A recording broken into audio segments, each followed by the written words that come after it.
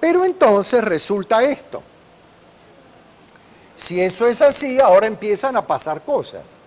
¿Por qué?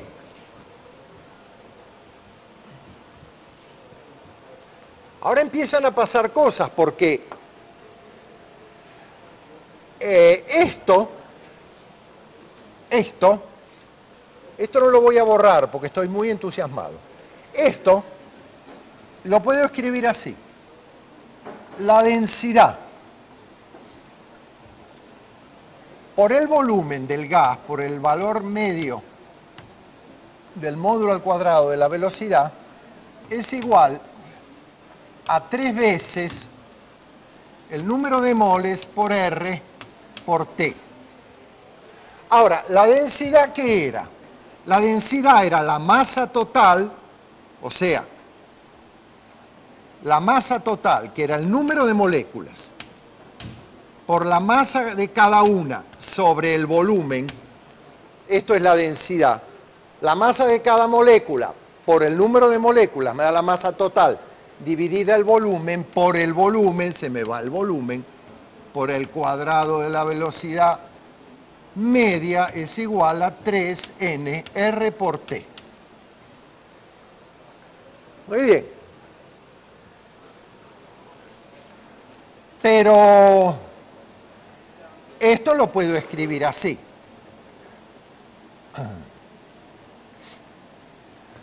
El número de moléculas que tengo por la masa entre 2 por el cuadrado de la velocidad es igual a 3 entre 2 porque dividí por 2. ¿Qué es el número de moles? El número de moléculas que tengo dividido el número de Avogadro.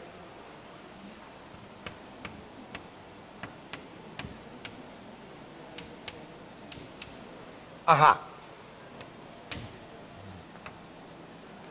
Muy bien. ¿Y aquí qué me quedó? Me quedó una cosa importantísima. Me quedó que la energía cinética media de una de las moléculas de gas es igual a 3 medios de la constante de los gases sobre el número de Avogadro por la temperatura absoluta.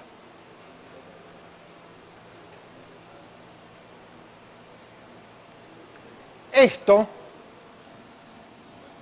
se conoce como K, la constante de Boltzmann. Es una constante que aparece con mucha frecuencia en la mecánica estadística. Quiere decir que la energía cinética media de una molécula, cualquiera sea, es 3 medios de una constante por la temperatura absoluta. Y ahora lo leo al revés. La temperatura es la medida de la energía cinética media de una molécula.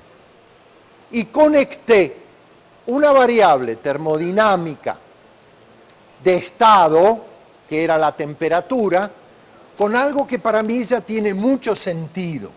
Energía cinética media de una molécula. Quiere decir que la temperatura es la medida de la energía cinética media molecular. Entonces me olvido un poco de esas frases como la temperatura caracteriza el estado térmico, que estaban bien, es verdad. Pero ahora resulta que caracterizar el estado térmico es determinar la energía cinética media de los constituyentes del gas, que son las moléculas. Más aún, lo puedo escribir de otra manera.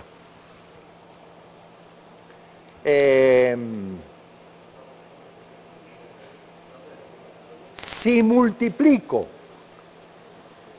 por el número de Avogadro,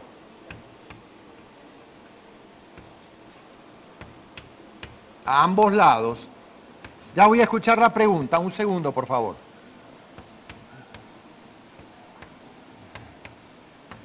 Si multiplico por N0 a ambos lados, ¿qué me queda acá? El número de Avogadro multiplicado por la masa de cada partícula.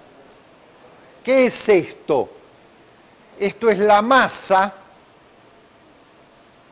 de N0 partículas. Si cada una tiene masa m y hay 6 por 10 a la 23, entonces la masa total es esta.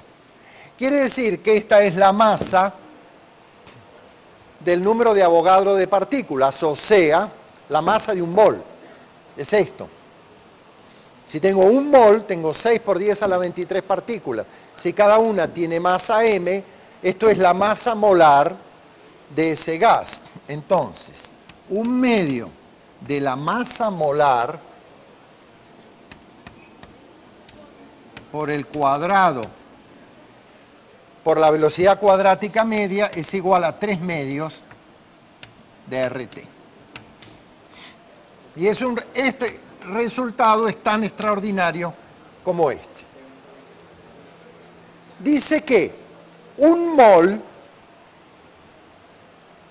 de cualquier cosa, los químicos tenían razón con su deseo de caracterizar los comportamientos en función de los números de partículas. Un mol de cualquier cosa tiene la misma energía cinética media que un mol de cualquier otra cosa. Y esa energía cinética media depende solo de la temperatura absoluta.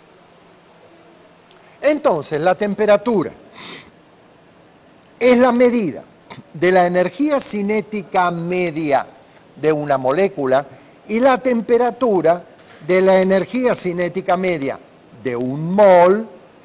Todos los moles de distintos gases a igual temperatura tienen la misma energía cinética media. No necesariamente la misma velocidad cuadrática media, pero sí la energía. Entonces resulta que la temperatura es la medida de la energía interna del gas, pensando, bueno, la asociación fue un poco rápida, asociando que para mi gas la única manera de tener energía es energía cinética. Entonces aparece algo que enriquece mi descripción termodinámica, porque esto ya no es más una cosa ahí media vaga que caracteriza el estado térmico. Esto lo que caracteriza es la energía cinética media de una molécula y caracteriza la energía cinética media de un mol de gas. Entonces la temperatura aparece, y guárdense este concepto, como el indicador para un gas ideal del estado térmico, en el sentido que el estado térmico es la medida de la energía cinética que almacena el gas y que cambia, obviamente, con este parámetro que es la temperatura. Bien, yo esto ya lo había dicho en la clase anterior, pero lo volví a hacer porque es importante enfatizarlo. Muy bien.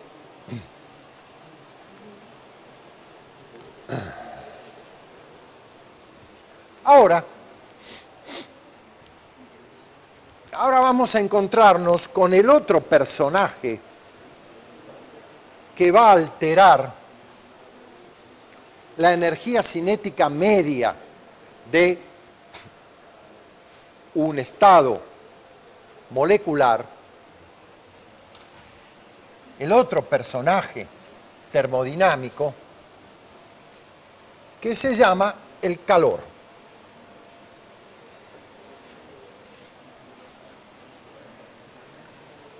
Durante mucho tiempo se creyó que el calor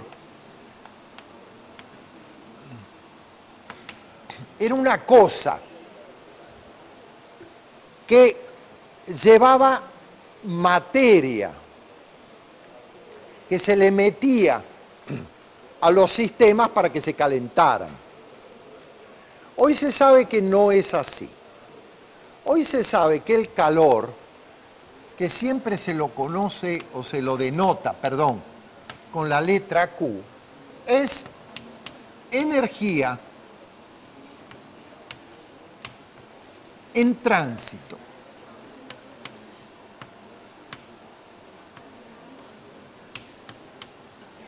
Quiere decir que cuando yo tengo un cuerpo a cierta temperatura, agua, a temperatura T0, y tengo aquí otro cuerpo a temperatura T1 mayor que T0 y lo dejo caer, ¿qué ocurre? Al cabo de un cierto tiempo, cuando se alcanza el equilibrio térmico, aquí se llega a una temperatura T2 que es menor que T1, mayor que T0, y el cuerpo está aquí adentro y todo está en equilibrio térmico. Entonces, yo tengo un cuerpo con un cierto estado térmico, tengo un sistema con otro estado térmico, caracterizado por la temperatura. Si los junto, el sistema alcanza una temperatura de equilibrio menor que la que tenía el cuerpo, supongamos caliente, mayor que la que tenía el baño, supongamos frío, y esa temperatura de equilibrio proviene del hecho de que ha habido calor en tránsito. Dicho en otros términos, al sistema le entró Q. El calor, entonces, aparece como energía en tránsito. No es algo que la materia tenga guardada, no. La materia lo que tiene guardado es energía en forma de energía cinética o, en el caso de moléculas que no son pelotitas, que rebotan, la puede tener también almacenada en forma de energía potencial. Pero esto es estado energético interno de la materia, caracterizado por la temperatura. El calor es energía que fluye, que entra, energía en tránsito. El calor no está aquí, ni está aquí, pero basta con que yo ponga dos cuerpos con distinta temperatura en contacto para que haya un flujo energético entre este y este. Y eso se llama el calor. Si es un flujo energético, debe tener alguna relación con la energía mecánica, la que yo conozco. Efectivamente la tiene. La tiene. Un señor que se le ocurrió una experiencia, a ver cómo dibujo esto.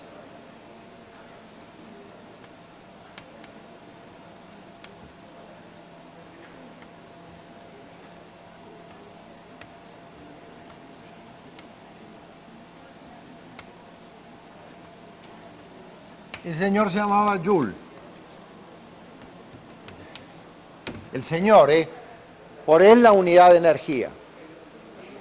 Y a ese señor se le ocurrió que esta forma energética llamada el calor, que fluye entre cuerpos de distinta temperatura, tiene que tener algún equivalente en forma mecánica y que uno tiene que poder calentar sin necesidad de recurrir a cosas calientes. Entonces hizo este experimento.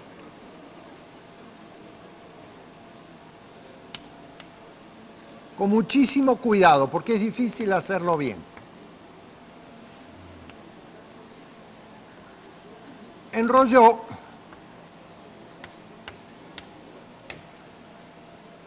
alrededor de un eje una cuerda, puso dos cuerpos de masa M, los dejó caer.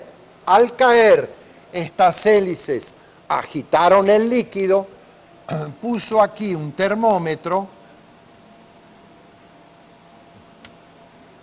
y observó el aumento de temperatura del líquido producido por la agitación mecánica. Es una experiencia muy difícil de hacer, porque hay pérdidas, y las pérdidas son difíciles de cuantificar. Pero cuando la experiencia está bien hecha, muestra que todo el trabajo mecánico que se mete aquí adentro genera un aumento de temperatura que permite equilibrar o comparar las unidades de trabajo mecánico con las unidades de energía térmica o calor. Las unidades para el calor se definen así. Se dice que una caloría es la cantidad de calor que hay que entregarle a 1 gramo de agua para que aumente su temperatura en 1 grado centígrado. O sea, la caloría, una caloría genera un aumento de temperatura de 1 grado centígrado en 1 gramo de agua. Esa es la medida de cantidad de calor. Mejor dicho, la unidad. Entonces, mediante este experimento, se llegó a la equivalencia de la cantidad de calor con la cantidad de trabajo y resultó que una caloría es igual a 4,18 joules.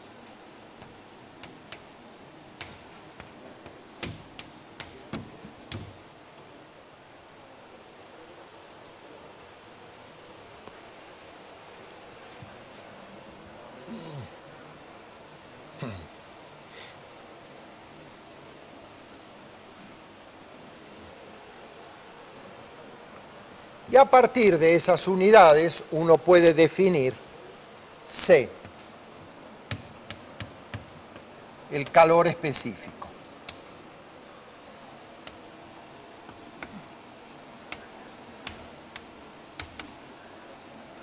El calor específico es la cantidad de calor que hay que entregar por unidad de masa para lograr un aumento de temperatura de 1 grado centígrado.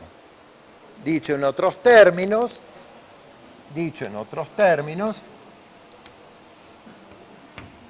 la cantidad de calor que ingresa en un cuerpo de calor específico C y masa M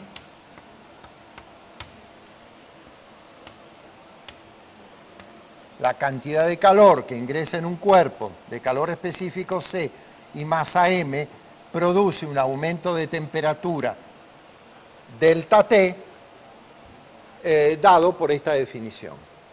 Calor específico, cantidad de calor que hay que entregar para aumentar la temperatura de un cuerpo en 1 grado. Un incremento de temperatura de 1 grado Kelvin es lo mismo que un incremento de temperatura de 1 grado centígrado, porque las dos escalas lo que tienen es nada más que un corrimiento de origen. Entonces, por ejemplo, la capacidad calorífica del agua es 1, una caloría gramo grado.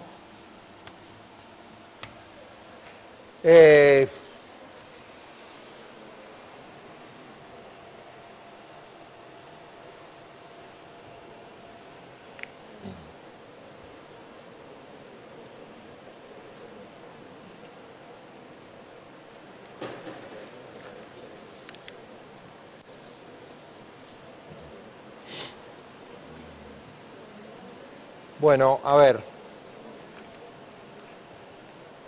no tengo aquí.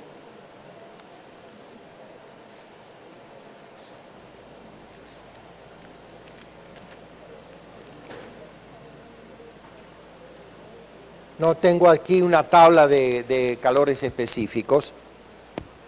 Precisamente la caloría se utilizó, se definió la caloría como cantidad de calor para que en el agua hiciera falta una caloría para elevarle la temperatura a 1 gramo. 1 gramo de agua es un dedalito de 1 centímetro de lado en 1 grado. Bien. Ahora, el efecto del calor ingresado en un sistema no necesariamente es el de producir un aumento de temperatura. El calor, que es energía en tránsito, recuerden, el calor no está en el cuerpo, sino que se transfiere por la presencia de diferencias de temperatura. El efecto del ingreso del calor no necesariamente es el de aumentar la temperatura. Existen casos en los cuales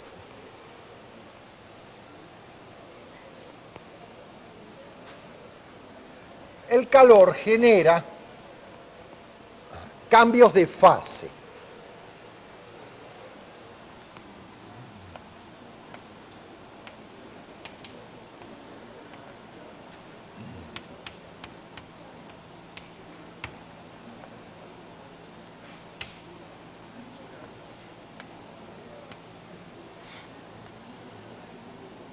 Agua, cristales de hielo.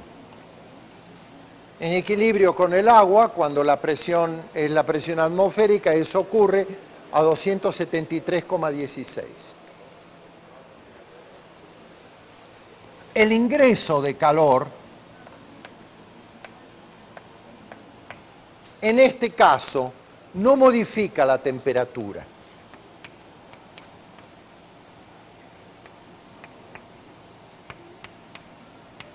Sino que genera un cambio de fase.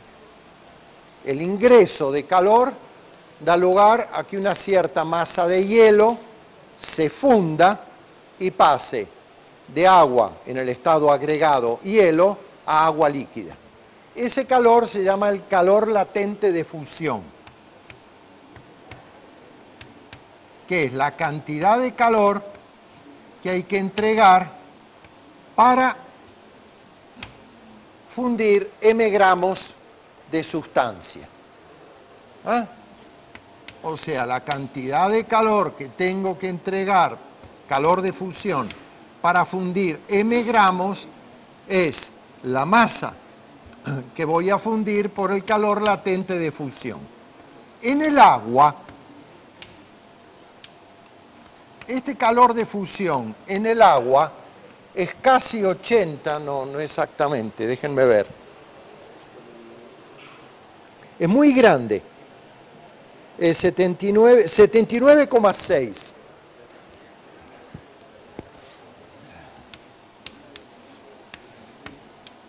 Calorías por gramo. Quiere decir que si yo tengo una mezcla de agua con hielo y quiero fundir el hielo, tengo que entregar casi 80 calorías, que son como 320 joules, para fundir 1 gramo de hielo. El proceso, fíjense bien, se produce a temperatura constante. El proceso de fusión es a temperatura constante. Cuando esta mezcla en equilibrio de hielo y agua recibe una cierta cantidad de calor, funde hielo consumiendo 79,6 calorías por gramo de hielo y sigue fundiendo en la medida que entre calor necesario para fundir tantos gramos. Si el calor que ingresa es tal que logra fundir la totalidad de hielo, allí, recién allí, cuando solo tenga la fase líquida, a ingreso subsiguiente de calor, le sigue aumento progresivo de temperatura a través de esta expresión. Pero hay que tener cuidado porque el cambio de fase se hace a temperatura constante. Lo mismo va a ocurrir con el calor latente de vaporización, que es la cantidad de calor que tengo que entregar por unidad de masa para pasar esa sustancia de estado líquido a estado vapor. Ese calor de vaporización, si no me acuerdo mal, son 539 calorías por gramo. Es altísima. la cantidad de energía que hay que entregar para hacer cambiar de fase líquida a vapor 1 gramo de agua. 539 calorías por gramo. Ok, alrededor de estos valores hay muchos comportamientos de la vida cotidiana que ustedes deberían leer. Están muy bien explicados en el libro y yo se los voy a dejar para que ustedes lo vayan viendo, para que yo pueda avanzar un poco más en la descripción de la termodinámica.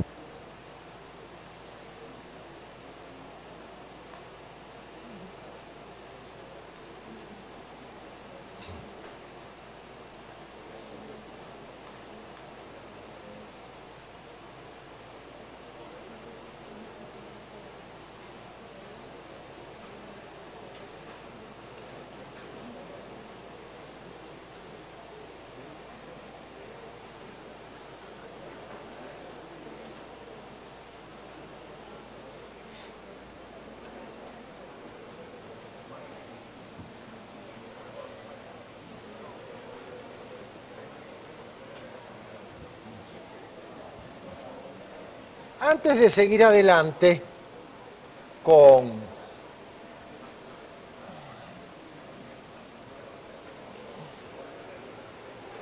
el primer principio de la termodinámica, déjenme asociar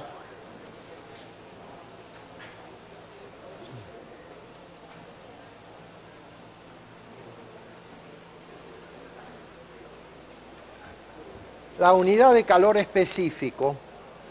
Es una de las medidas que vamos a hacer que caracterizan las sustancias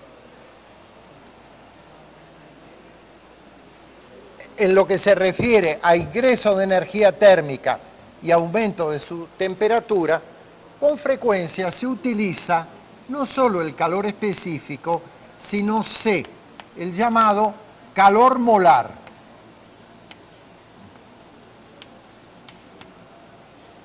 A diferencia del calor específico, que es la cantidad de calor que hay que entregar por unidad de masa para lograr un aumento de temperatura de 1 gramo, el calor molar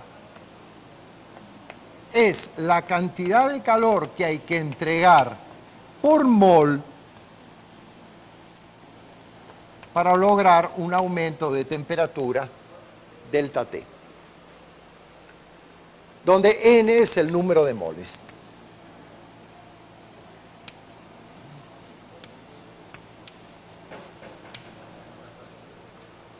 Como el número de moles es igual a la masa de sustancia sobre el peso molecular, de ahí va a salir la relación entre el calor molar y el calor específico. Con frecuencia vamos a utilizar más el calor molar que el calor específico. El calor molar es la cantidad de calor que hay que entregar a 1 mol de sustancia para que aumente su temperatura en 1 grado. El calor específico es la cantidad de calor que hay que entregar a 1 gramo de sustancia para que aumente su temperatura en 1 grado. Bueno, voy a dejar entonces para la próxima clase la introducción del primer principio de la termodinámica.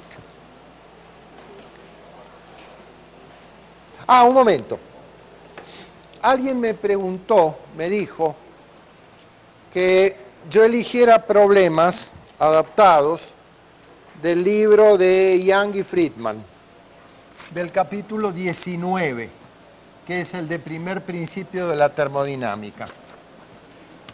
Entonces tengo 40, 41, 42, 43, 44, 45, 46, 47, 48, 49.